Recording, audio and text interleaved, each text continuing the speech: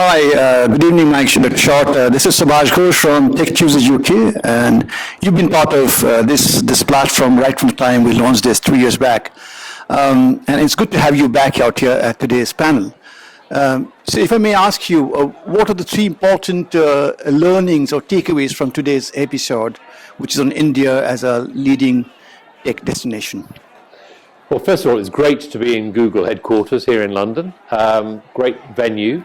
But in terms of lessons from the event, there's a very interactive audience today. I think the international themes came across very well. How can the UK and India learn from each other?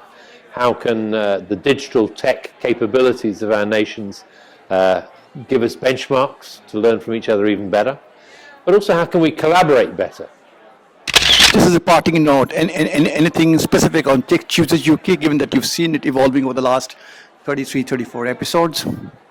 I think it's really good that Tech Tuesday is branching out into different venues, but also different partnerships. This is bringing in new audiences, different topics. This is helping the collaboration move even further. Thank you. It's so lovely to have you back in Tech Tuesday today. Enjoy the evening. Thank you. Thank you very much.